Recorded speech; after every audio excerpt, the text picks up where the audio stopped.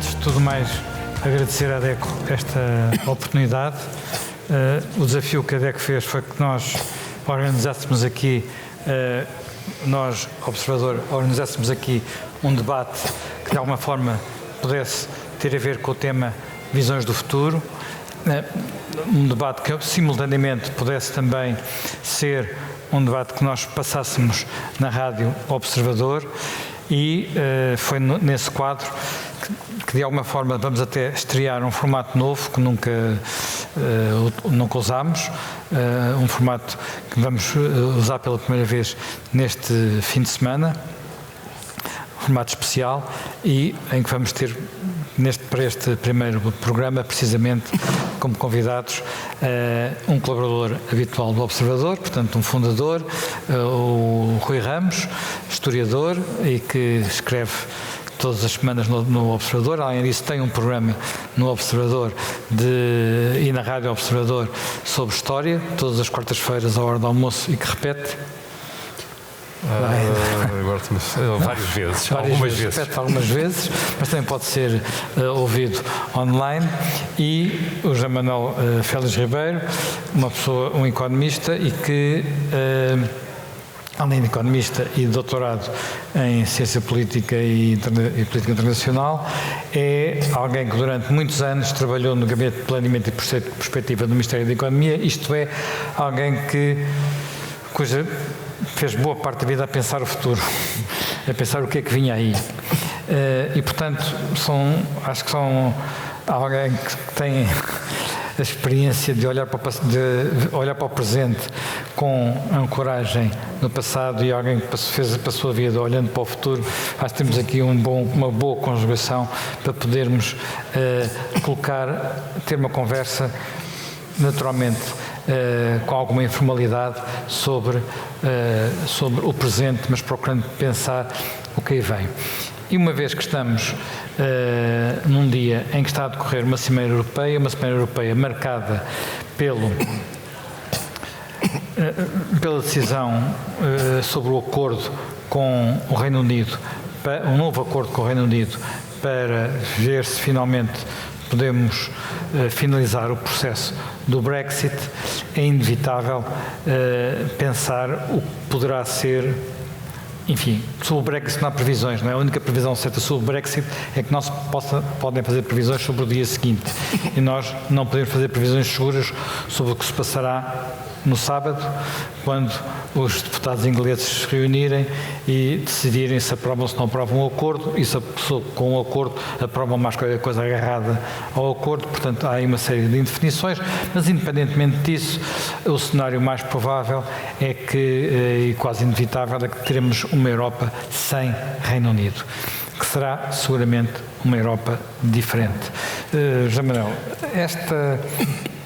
o Reino Unido sempre desempenhou na Europa um papel de a puxar para a sua fachada atlântica, de a ligar mais aos Estados Unidos, de a tornar também, de alguma forma, mais aberta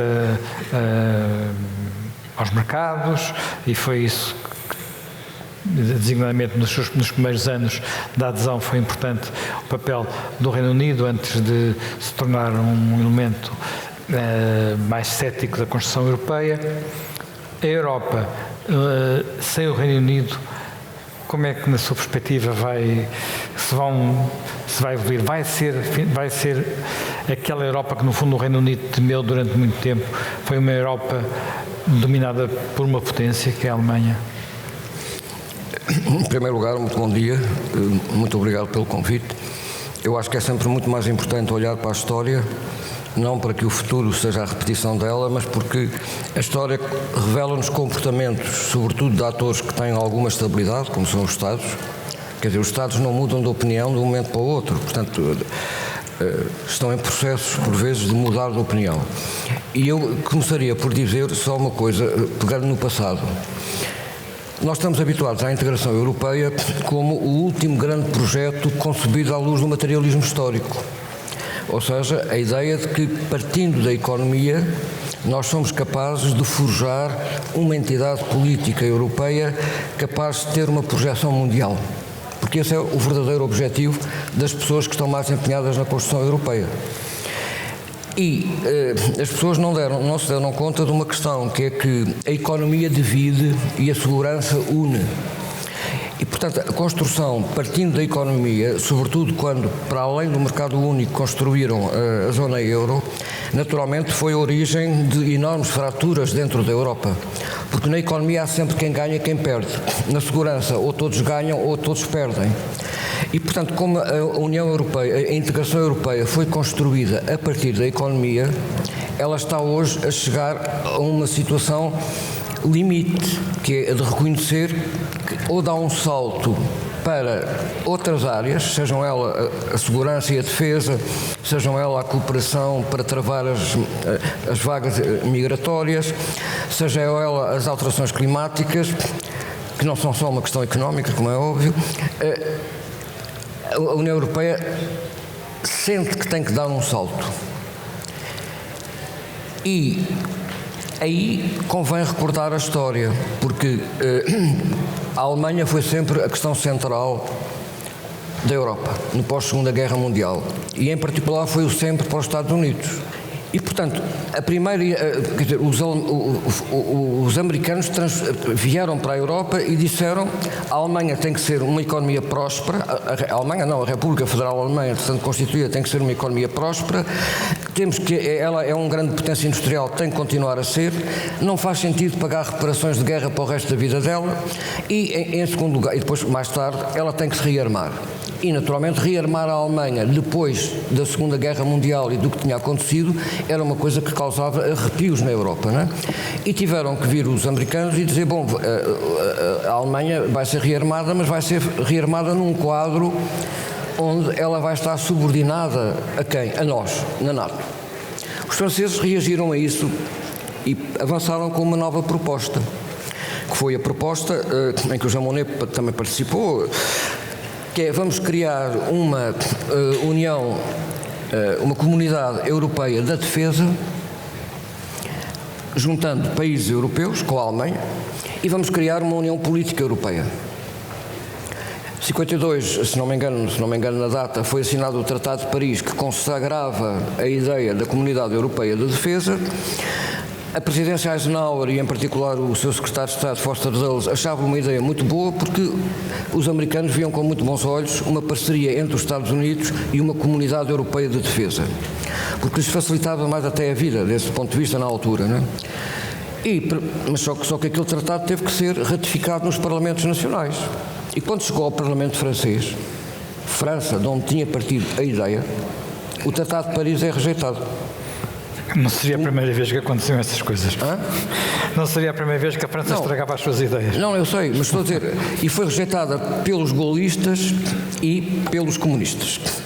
Mas é muito interessante, porque quando se colocou a hipótese de formar a Comunidade Europeia de Defesa, o Reino Unido disse logo à partida: não estou interessado. Eu não vou colocar o exército imperial britânico. Em 52 ainda estávamos no início do processo de descolonização, o Reino Unido já tinha saído da Índia. Eu não aceito, eu diria em termos atuais, eu não aceito pôr o meu exército comandado por uma entidade que provavelmente vai ter que falar esperanto.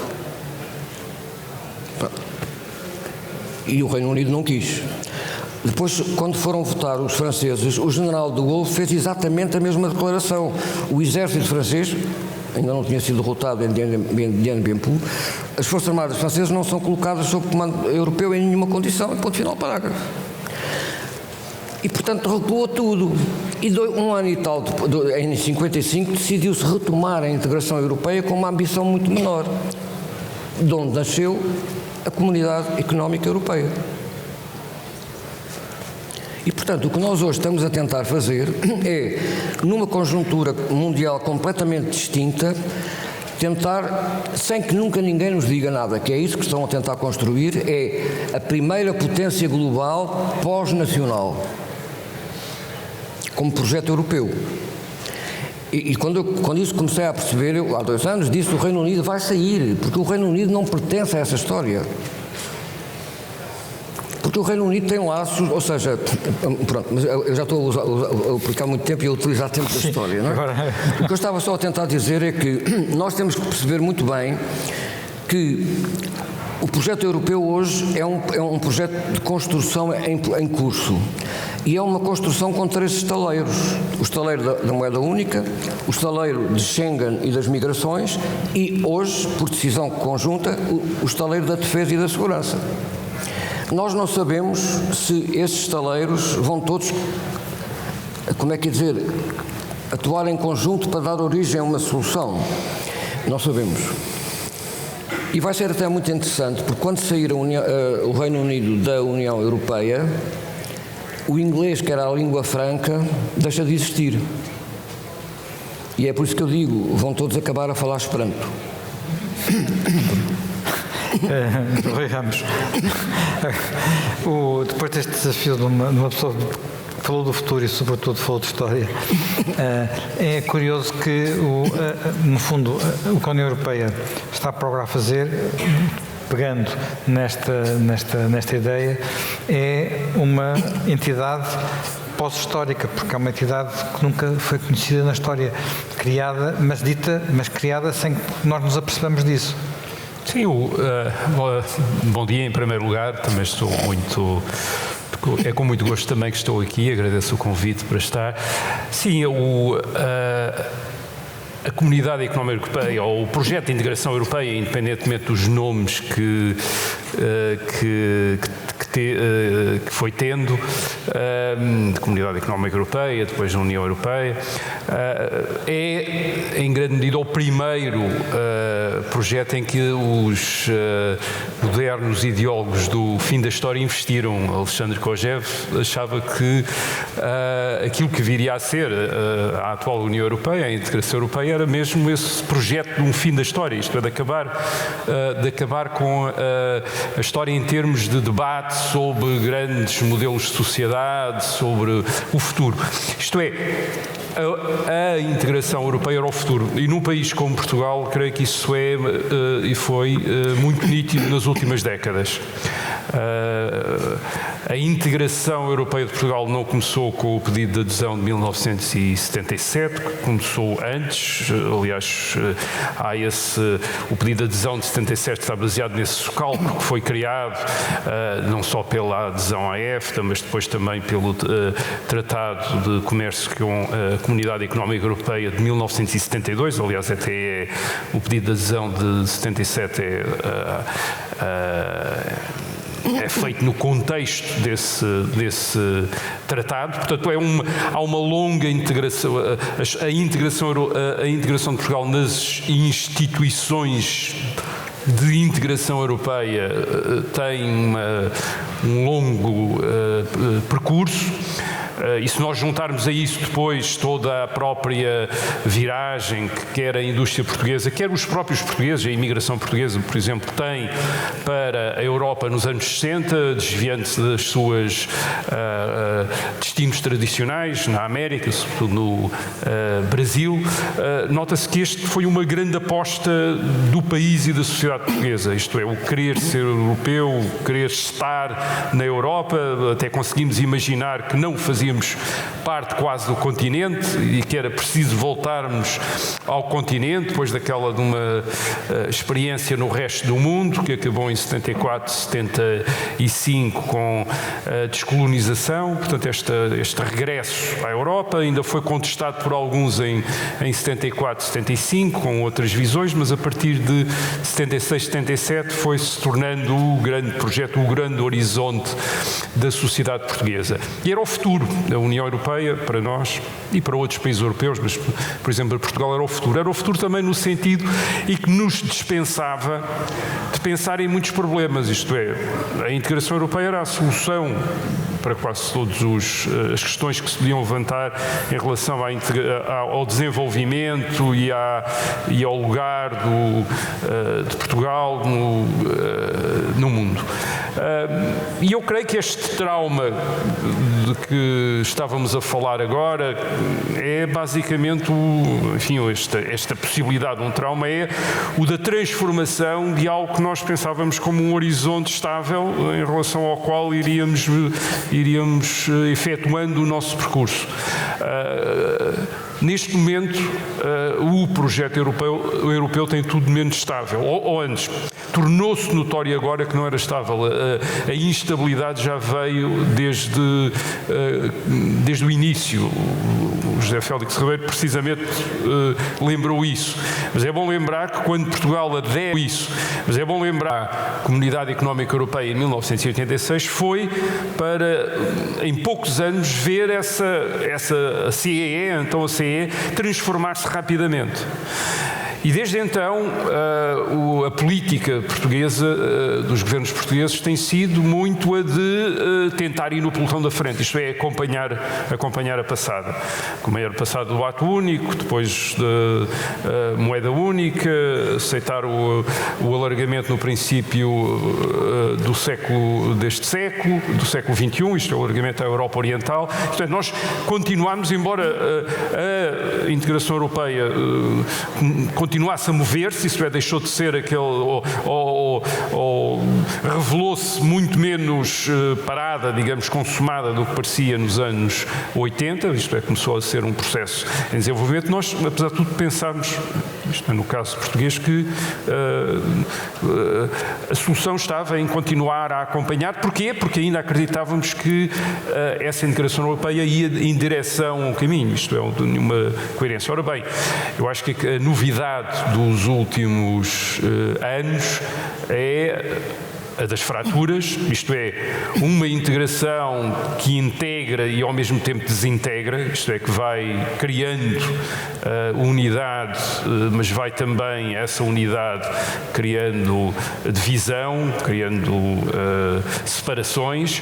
O Brexit, isto é, a separação do Reino Unido da União Europeia, é um dos resultados desses processos, mas há também uma outra dimensão, que é uma dimensão também importante, que é daqueles países que não saem, mas que se estão a tornar diferentes do que era suposto serem. Isto é, neste momento já há dentro da própria União Europeia, que devia ser uma comunidade também de princípios e de valores, Estados com regimes que têm neste momento horizontes, sensibilidades bastante diferentes, que ainda se conseguem ser disciplinados por via económica, tal via económica, mas até quando? E depois também uma União Europeia que está num mundo que está a mudar também. Isto é, o mundo em que a Europa, esta Europa emergiu, desapareceu. Esse mundo não era apenas um mundo da Guerra Fria, em que a regulação era feita entre os Estados Unidos e a União Soviética, mas era um mundo também onde o Ocidente, a Europa e os Estados Unidos tinham havia dois séculos, pelo menos, uma predominância enorme. E essa predominância acabou, em termos de, por exemplo, da percentagem de riqueza produzida da riqueza mundial produzida no Ocidente, acabou no princípio deste século. Isto é, pela primeira vez desde o princípio do século XIX, de acordo com estimativas, a maior parte da riqueza do mundo não é produzida nos países do chamado Ocidente. E aquilo que vimos também não é apenas a emergência, portanto, de outras potências com o enriquecimento do resto do mundo, aquilo a que chamamos globalização, com a emergência desse resto do mundo, mas também um mundo mais plural, mais complexo, em que há potências regionais que se tentam afirmar e que escaparam a uma lógica quer de uma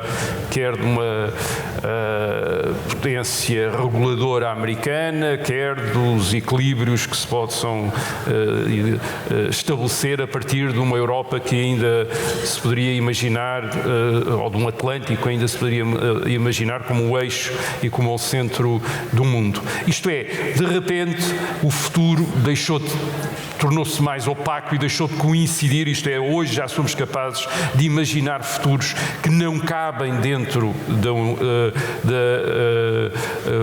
da União Europeia. E basicamente esse é talvez o esforço maior que hoje compete fazer a quem não apenas tem responsabilidades em termos de governo, mas tem outro tipo de responsabilidades, que é começar a imaginar estas outras alternativas, a imaginar estas outras possibilidades.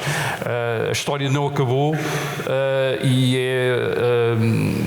e olhando agora retrospectivamente, isto é, olhando para o passado, é curioso que alguma vez alguém tivesse pensado que podia acabar, isto é, que podia construir instituições, que podia construir processos, criar protocolos que limitassem esta capacidade que durante toda a história, enfim, a humanidade ou as sociedades humanas tiveram de se reinventar e de se transformar e de ser aquilo que não estavam à espera, independentemente depois dos historiadores, quando olham para trás, descobrirem as origens e os percursos que levaram àquelas novas situações, e portanto imaginar que aquilo estava mais ou menos determinado e era fatal, mas a verdade é que há uma grande tendência para quem vive esses processos não os adivinhar. Voltando um pouco, ou melhor, continuando na Europa, a Europa, quando se relaciona quando olha para fora, olha para os Estados Unidos e, nos últimos anos, acha que há uma espécie de divórcio, porque olha para o outro lado do Atlântico, vê na Casa Branca um senhor louro pouco histriónico e, portanto, acha que aquele senhor louro pouco histriónico não tem nada a ver com ela, portanto, que é uma coisa muito estranha, mas, na verdade, o afastamento dos Estados Unidos não começou com a chegada de Donald Trump à Casa Branca. Ao mesmo tempo, a Europa tem posições que não são sempre totalmente claras relativamente à vizinhança com a Rússia, e também está por vezes dividida sobre a melhor forma de se relacionar com a China, porque há momentos em que vê a China como um grande mercado para as suas exportações e outros momentos em que percebe que a China provavelmente é a potência que a próxima potência hegemónica. Portanto, e neste quadro não se compreende ainda se existe ou se pode sequer existir uma doutrina estratégica no quadro europeu. Eu peço desculpa de voltar à questão dos Estados Unidos, porque os Estados Unidos têm sempre uma importância grande na história europeia recente, porque são eles que durante muito tempo, durante a Guerra Fria, asseguraram, digamos, o aspecto principal da segurança militar europeia. Queria só chamar a atenção para que quando a Guerra Fria acabou, ou seja, quando implodiu a União Soviética, o presidente Bush pai teve um cuidado enorme em tratar a Rússia, que saiu da União Soviética implodida. A primeira coisa que fez, não sei se é a primeira ou a segunda, pronto, não interessa, foi dizer, bom, todas as armas nucleares que a União Soviética tem fora da Rússia saem dos sítios onde estão e todas as armas nucleares soviéticas são propriedade da Federação Russa. E só com a Federação Russa é que nós falamos de questões nucleares. E, em segundo lugar, no Conselho de Segurança das Nações Unidas, a União Soviética vai ser substituída pela Rússia.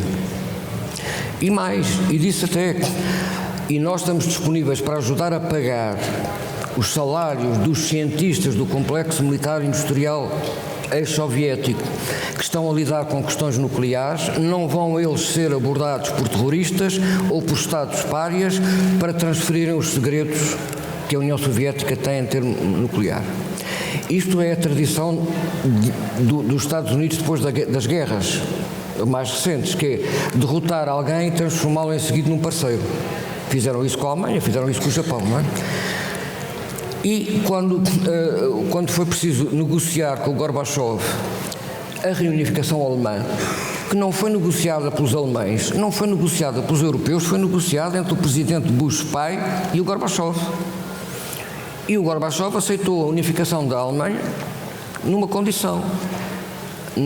Aceitou a Alemanha na NATO, a Alemanha unificada na NATO, e disse: as tropas da NATO que estejam na RDA só podem ser alemãs. E o presidente Bush.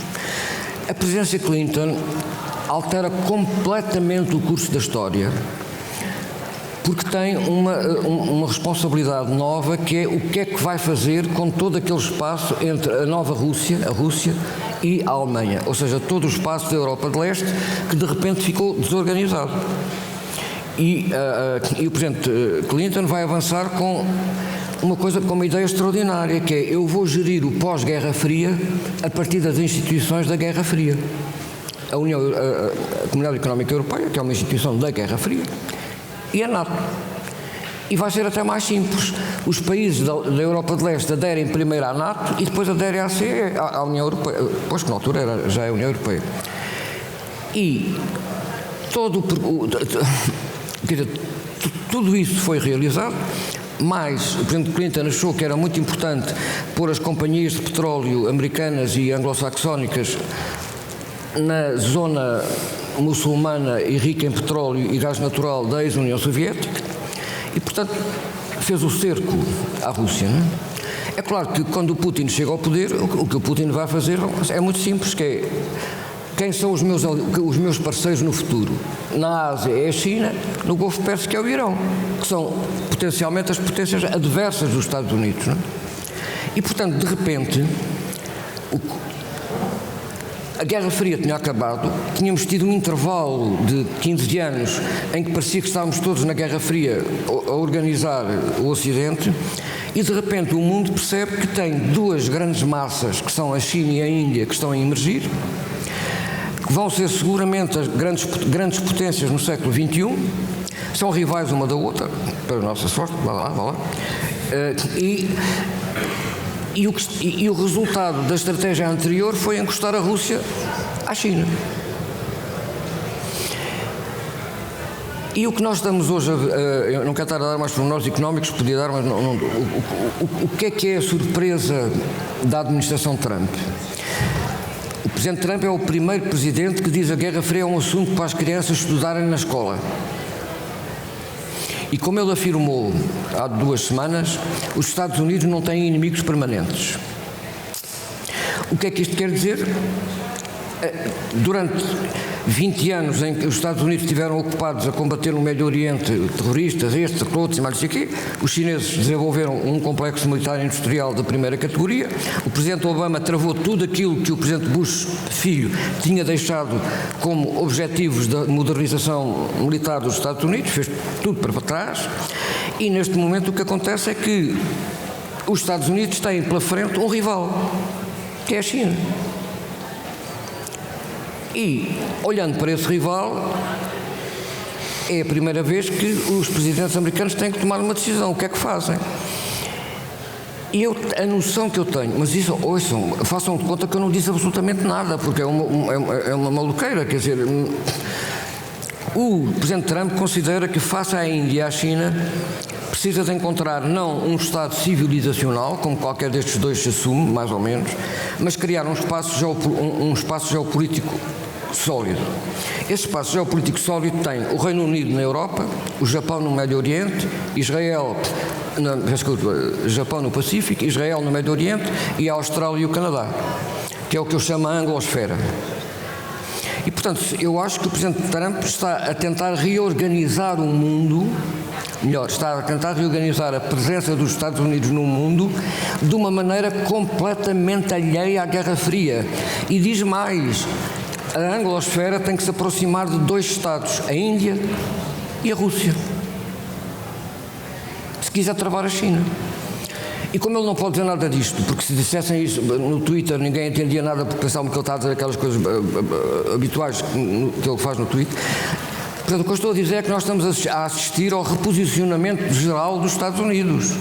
Num mundo em que a Rússia já não é o inimigo permanente, em que a China e a Índia são atores fundamentais, e em que os europeus não oferecem confiança aos americanos nem contributo para lidar com este mundo novo.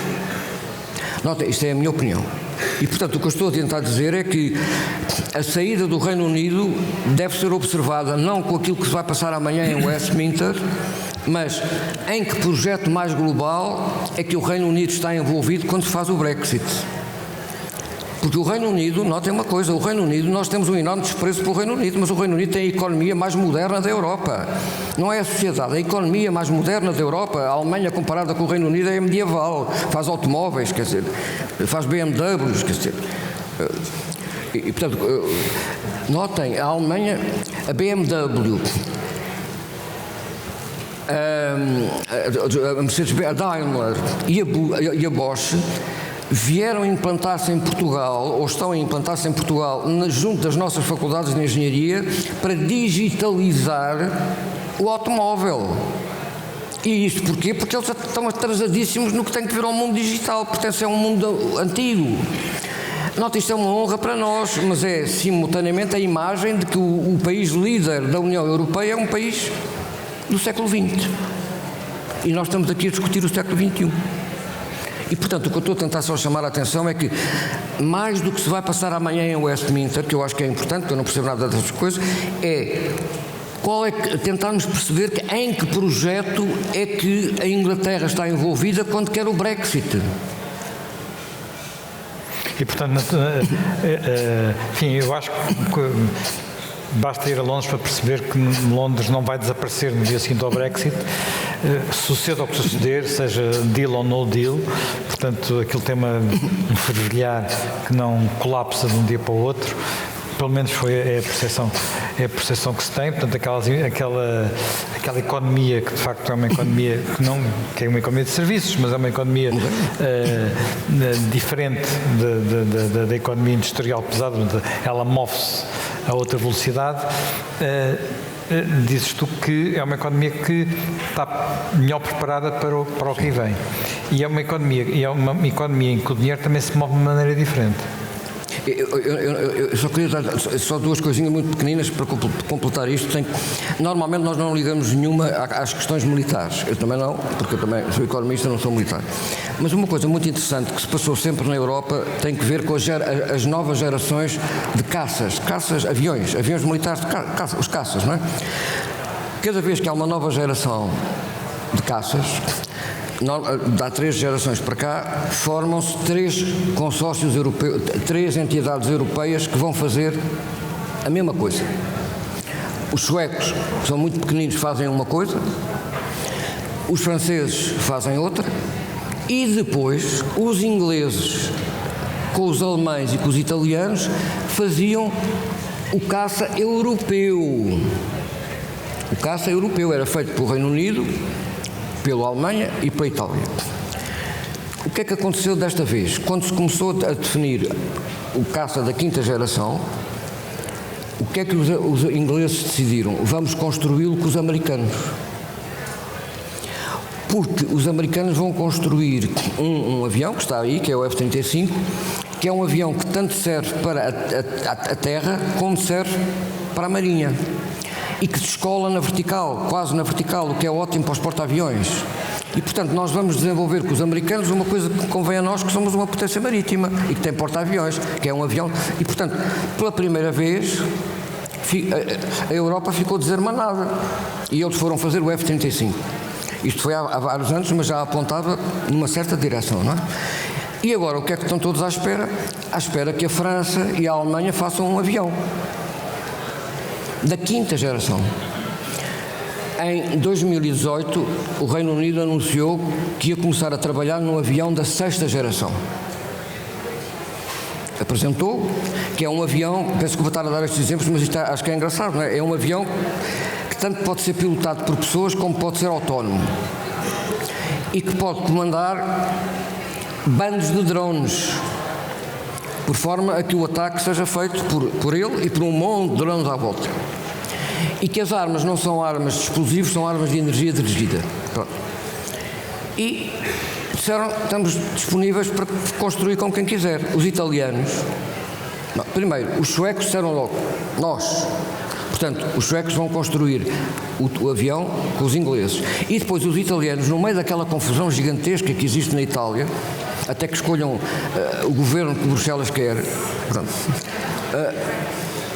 também nós. E, portanto, os ingleses estão a fazer o Brexit e estão a colaborar com a Suécia e com a Itália a construir o avião da 6ª geração, quando os alemães e os franceses se preparam para construir o da 5ª. Não sei se estou a ver o que eu estou a tentar dizer. Portanto, nunca se pode pensar que os ingleses estão fora de jogo. Temos é que tentar perceber em que jogo é que eles estão, para percebermos o que é que nós vamos fazer. Nós entramos na CEE porque o Reino Unido decidiu entrar na CEE. Porque nós estávamos na EFTA, ele era o nosso chefe de turma. Quando o chefe de turma mudou para a outra turma, o professor Marcelo Caetano tem que negociar um acordo comercial. E lá negociar, pronto, temos que ir atrás. Entramos todos. Agora, os ingleses saem. O que é que a gente agora vai fazer? Não sei, mas pronto, é um problema para os próximos governos. Ainda é o nosso chefe de turma.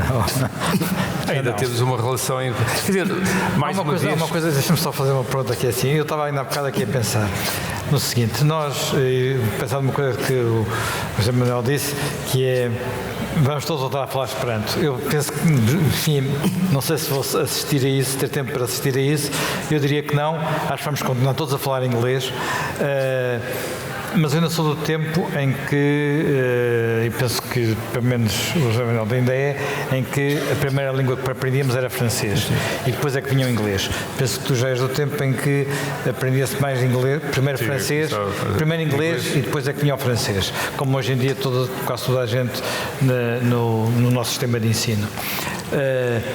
Não vamos voltar ao contrário, não vamos voltar a aprender francês como era no século XVII, XVIII, em que o francês era a língua franca da Europa. Não vamos.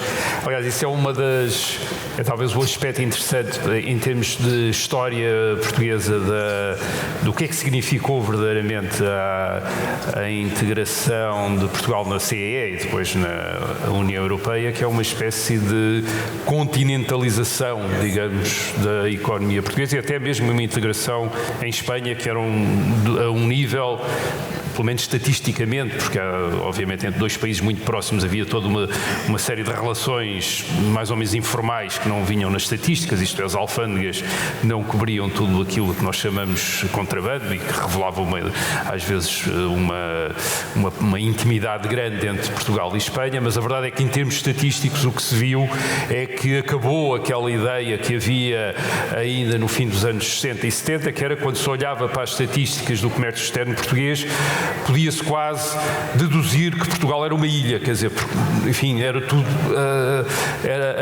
as relações económicas portuguesas eram tudo com países distantes, por via marítima, via aérea, portanto parecia que era uma ilha, quer dizer, que não tinha contactos não tinha uma fronteiras terrestres com parceiros, com parceiros comerciais. E isso acabou, de facto, nos anos 90, nitidamente, isto é, com uma grande interconexão com a Espanha e depois também sobretudo com a Alemanha e com a França. Ora bem, isto pode parecer uma fatalidade, mas não é uma fatalidade. Isto é, nós temos de pensar sempre, mesmo em termos de relações comerciais, em escolhas, isto é, tal como nas relações políticas. E a verdade é que esta última momento da inserção portuguesa no mundo e, sobretudo, nos mercados europeus foi muito menos feliz, digamos assim, do que o momento anterior, quando estávamos lá na EFTA com a Inglaterra e que aproveitámos, era um tipo de ambiente em que a economia portuguesa e a sociedade portuguesa foram muito mais capazes de aproveitar oportunidades. Obviamente, a nossa estagnação relativa nos últimos 20 anos não se deve apenas ao ambiente externo, uma vez que o mesmo ambiente externo serviu a outros países na Europa para prosperar, para progredir, mas o entendimento do que é o ambiente externo pode condicionar opções internas. Isto é, se nós pensarmos que nos devemos inserir num mundo que terá determinadas características, podemos ser levados a adotar algumas opções que nos possam favorecer nessa competição. E, portanto, a questão que se coloca à sociedade portuguesa com estas mudanças que podem ser detectadas ou que podem ser imaginadas externamente é também para que mundo é que queremos estar preparados, onde é que queremos competir, onde é que temos mais vantagens para aqueles que são os nossos objetivos, as nossas expectativas, as nossas aspirações e as nossas necessidades enquanto sociedade, o que é que somos capazes de fazer ou não. Portanto, quer dizer que estas movimentações como o Brexit não dizem apenas respeito ao Reino Unido,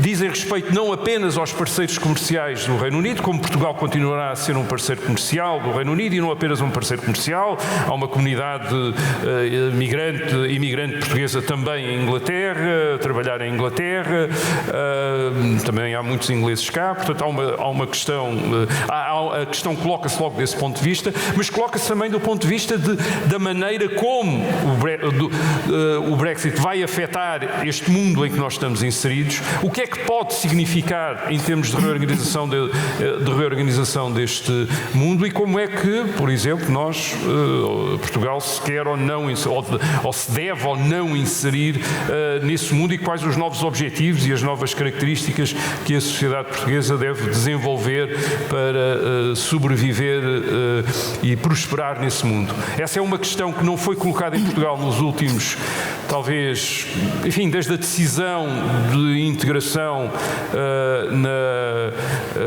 na União Monetária, que é uma das últimas grandes decisões governamentais no início dos anos 90. O resto tem sido assim uma espécie de aceitar as consequências dessa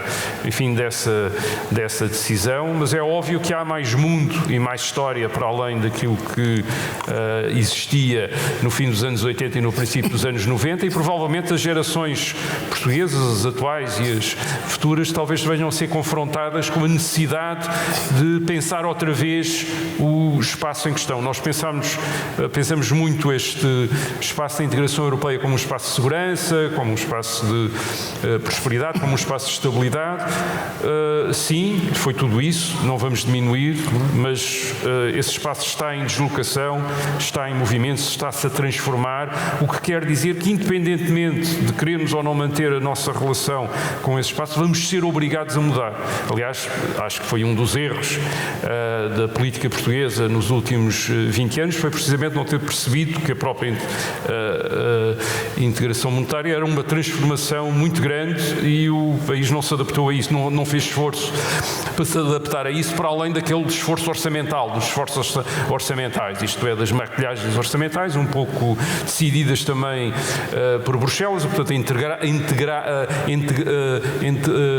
digamos, confiar à Comissão Europeia e a partir da Comissão Europeia às potências europeias os objetivos que devemos colocar em termos de equilíbrios financeiros, por vezes independentemente da maneira como se atingem esses equilíbrios financeiros, e deixarmos de nos colocar questões mais sérias sobre o tipo de sociedade, sobre o tipo de Estado que podemos e devemos ter para prosseguir determinados objetivos ou satisfazer determinadas necessidades. Deixamos de colocar essa questão, deixamos de pensar em grande, de vez em quando fala-se na China, mas é apenas em termos de em que empresa é que eles investiram, onde é que estão, quer dizer, mas muito pouco para além disso. Também se falou no Brasil e em África em determinado momento, há uns anos atrás, mas mais para compensar determinadas coisas, até quase em termos de imigração, quer dizer, isto é e eu creio que talvez seja necessário ser capaz de ver para além disso e, portanto, sim, precisamos de reimaginar um pouco o nosso futuro e precisamos de começar a tentar desenvolver uma visão desse futuro, uma vez que aquela que usámos durante imenso tempo, que era aquela visão de quando seguíamos o nosso chefe de turma em Inglaterra e de facto em 1972, tal como já tinha acontecido em 63 ou 64, como um primeiro pedido ou uma primeira abordagem de adesão, que coincide obviamente também com a pretensão do Reino Unido de entrar na Comunidade Económica Europeia, portanto é seguir o Reino Unido, que era uma velha instrução que era dada aos diplomatas portugueses quando iam para eventos internacionais desde o fim do século XIX. Eles diziam o que é que vamos fazer em Genebra, o que é que vamos fazer ali, e as instruções do Governo, através do Ministério dos Negócios Estrangeiros, eram sempre muito simples. Vejam o que é que o Reino Unido faz e façam a mesma coisa que os ingleses. Quer dizer, era mais ou menos assim. Os ingleses, obviamente, estavam sempre disponíveis para depois dar o apoio em termos dos pormenores, mas isso era muito a política externa portuguesa. Neste momento o Reino Unido está a fazer qualquer coisa de diferente, ou é verdade que já não estamos no mundo do fim do século XIX, nem do princípio do século XX, para estarmos tão ligados à Inglaterra, mas pelo menos devemos colocar-nos a questão de tentar perceber o que é que o Reino Unido está a fazer, para onde é que pode ir, e colocar a questão em termos portugueses, isto é, a integração europeia, de facto é um projeto importante, foi um projeto importante, ainda pode ser um projeto importante, mas não é o resultado de determinadas condições, por exemplo, da presença americana na Europa, quer dizer, é quase impossível imaginar o sucesso da integração europeia sem a presença que os Estados Unidos tiveram na Europa depois da Segunda Guerra Mundial, porque projetos de integração europeia já tinha havido muitos, o que não tinha havido era aquela presença americana a criar no Ocidente europeu condições para que fosse possível um entendimento entre a Alemanha e a França. As condições, obviamente, era a derrota militar da Alemanha, quer dizer, isto é, para pôr a coisa assim um bocadinho brutal, mas ao mesmo tempo também a ideia de que essa derrota militar não deve corresponder a uma espécie de destruição da Alemanha. Quer dizer, isso também era importante. A França depois foi também entendendo isso. Obviamente a União Soviética, durante muito tempo, em termos do Ocidente, era um fator de lucidez, quer dizer, as pessoas percebiam determinadas coisas por causa da presença soviética. Hoje talvez, não sei se por vezes invoca-se a China, mas a China é uma coisa mais remota, quer dizer, é uma coisa muito mais remota, quer dizer, do que era a União Soviética ali muito próxima, quando eles faziam aqueles cálculos de quanto tempo é que os tanques soviéticos levariam a chegar a Paris, quer dizer, isso punha as pessoas assim com os olhos muito mais abertos do que propriamente o que é que a marinha chinesa pode fazer no mar do Japão, quer dizer, uma coisa que e parece... a memória era muito presente. E era uma memória presente também, etc. Mas, quer dizer, a questão aqui é que, de facto, e falando em termos de futuro e falando em termos de visão para Portugal, acho que estamos a chegar a um momento em que não nos basta assistir ao que é que está a acontecer na Europa, ou o que é que está a acontecer com o Brexit, o que é que o Sr. Trump está a fazer nos Estados Unidos, o que é que a China e a Índia podem ou não fazer, isto é, mas é talvez necessário repensar tudo aquilo que parecia já pensado e um dossiê fechado nas últimas décadas. Os nossos últimos anos de integração europeia não foram um sucesso. Isto para não dizer que foram mesmo um fracasso, e acho que estamos num momento de começar a pensar isso, e não nos basta atingir níveis orçamentais para ir passando de ano para ano os critérios do BCE e da Comissão Europeia para nos continuarem por via indireta a financiar. Acho que é necessário voltar a colocar-nos grandes questões em termos do o nosso futuro e tentar desenvolver uma outra visão do nosso futuro. É verdade, muito daquilo que se faz por acaso, quer dizer, por arrasto, mas provavelmente quando ter uma certa noção do que é que pode acontecer, pode ser útil para todos nós, quer dizer, cidadãos, empresas, isto é para toda a gente. Bem, nós estamos um bocadinho em cima, em termos por causa das limitações até do próprio tempo da rádio, em cima da hora, mas há um tema que não queria deixar de aproveitar estar aqui, que é o seguinte, e estamos neste ambiente que tem a ver com as alterações climáticas. Muitas vezes, quando nós ouvimos as reivindicações da Greta ou deste movimento do Rebellion Extinction, que exigem que se mude e se tornem as metas ainda mais exigentes, e nós olhamos para aquilo que, do ponto de vista da evolução tecnológica, já foi possível fazer, e para aquilo que é o balanço entre o que a evolução tecnológica já nos permite fazer e aquilo que também é as mudanças que são suportáveis pelas sociedades, o que é que, de facto, o que é que as alterações, este desequilíbrio que as alterações climáticas estão a provocar podem de facto gerar. Estes movimentos são apenas movimentos que nós podemos comparar a outros que existiram, quer dizer, se nós pensarmos bem, tivemos movimentos nas décadas de 80 na Europa, eram mais vale vermelhos do que mortos, acabaram quando acabou a União Soviética, depois da década de 90 eram contra a globalização, acabou quando se percebeu que a globalização, afinal, os pobres ficavam mais ricos. Agora esses movimentos são em torno das alterações climáticas, essas não julgo que desapareçam do horizonte tão depressa. Quer dizer, eu penso que em relação à questão das alterações climáticas estamos a lidar com uma questão que eu vejo da seguinte maneira: é uma coisa extraordinária que a humanidade esteja a descobrir que tem poder para influir no clima, o que significa que não deve ficar apavorada com isso e fugir a 7 pés, tem que perceber que há uma nova responsabilidade coletiva para gerir a intervenção humana no clima. E desse ponto de vista devíamos ter uma atitude menos de pânico, mas uma atitude de construção, ou seja, o grande problema que se coloca aqui é que, a partir da Revolução Industrial, a energia resultou da queima de hidrocarbonetos, do carvão, do petróleo e do gás natural. Os hidrocarbonetos, sobretudo os dois últimos, o petróleo e o gás natural, são compostos riquíssimos, porque são compostos de carbono e de hidrogênio. São materiais muito valiosos. E como eu costumo brincar nas aulas, eu costumo dizer assim: se eu for na rua e encontrar o gás natural e lhe disser: "Oh, como está, senhor combustível fóssil", o gás natural não vai reagir. Porque o gás natural não se considera um combustível fóssil, considera-se um hidrocarboneto. E ele imediatamente a seguir dirá: "Você é humano?" Sou. Os humanos sim. Esses só nos sabem utilizar queimando-nos. Porque o grande problema aqui em relação aos hidrocarbonetos não é eles existirem, é a gente utilizar o fogo. Por isso é que nós estamos perante uma situação que, do ponto de vista tecnológico, é muito mais desafiante.